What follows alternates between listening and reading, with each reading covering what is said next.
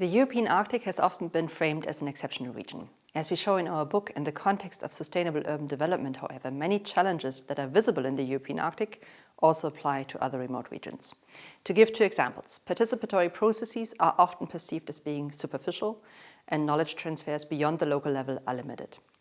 To overcome these challenges, local empowerment, institutional learning, and the opening up of closed networks is crucial.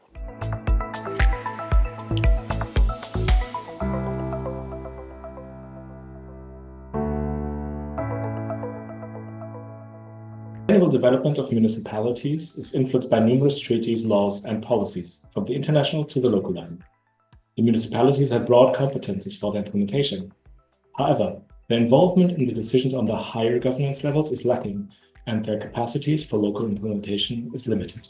We focused on the Nordic model, which in principles is based on transparency, equality, and good governance principles. However, the research results indicate that many groups are marginalized in decision-making processes. The processes are dominated by big actors, big companies, business, entrepreneurs, and ordinary citizens. They do not have enough impact and say in decision-making at the local level. The Arctic is underutilized.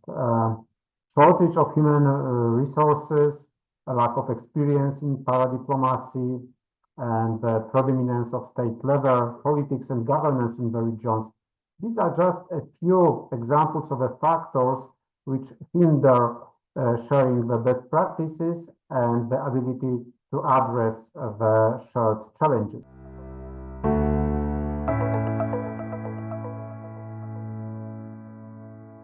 The local level needs more agency to adapt regional, international, and global visions to the needs of the communities. For that, it is important, firstly, that actors, local actors, are included earlier in policy processes at higher levels, and that we establish inclusive multi-actor platforms.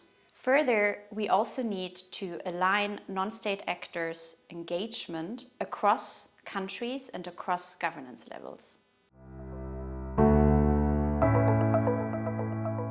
We observed many barriers for knowledge exchanges that require further attention. It is most important to focus on leadership and on the relationships between state and non-state actors.